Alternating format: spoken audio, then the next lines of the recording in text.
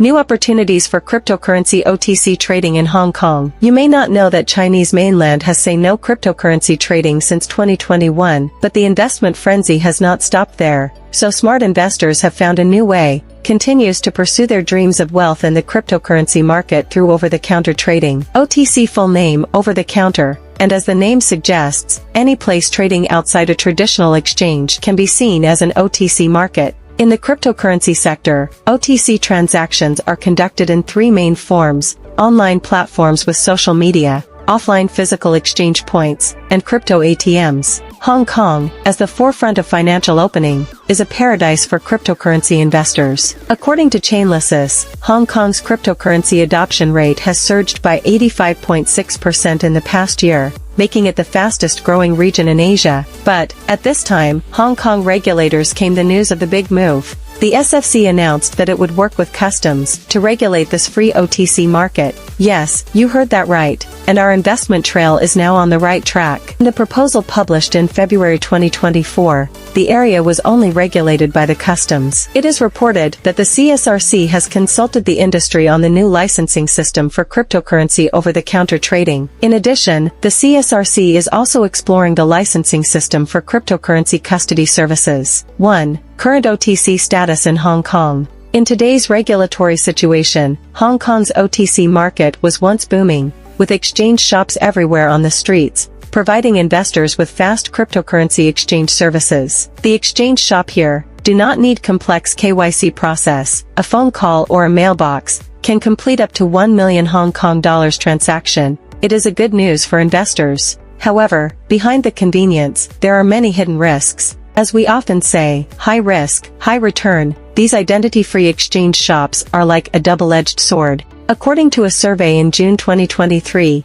Hong Kong's total digital assets reached $64 billion, of which OTC exchange stores took a large share. Although there are no official statistics, we estimate that there are about 200 physical OTC trading stores in Hong Kong and 250 online virtual asset trading service providers, jointly creating a huge underground market. However, as the so-called night-long dreams, these free trading places have become a hotbed of lawbreakers. Money laundering, fraud, and other illegal acts are like an undercurrent, and the JPEX and Hounex incident in 2023 is the best example. Some illegal exchange stores through the false propaganda of their own compliance, so that investors lose all their money. In the JPEX case, investors lost $180 million.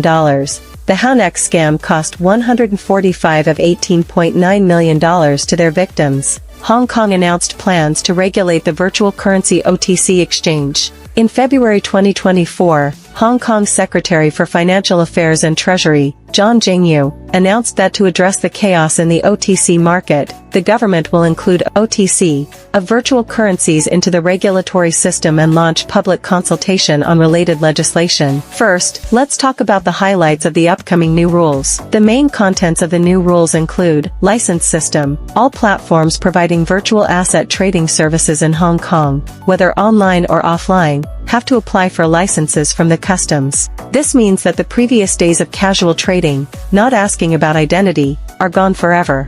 Now, all OTC platforms have to follow the KYC process, which means identifying people. Trading currency restrictions. Licensed OTC platforms can only provide cryptocurrencies listed on exchanges approved by the SFC, and stablecoins that may be approved by the Hong Kong Monetary Authority in the future. As a result, your trading options are somewhat limited. Anti-money laundering and terrorist financing compliance. This is to combat illegal capital flows. Licensed OTC platforms need to establish sound anti-money laundering and terrorist financing systems, and collecting customer information and monitoring suspicious transactions are standard.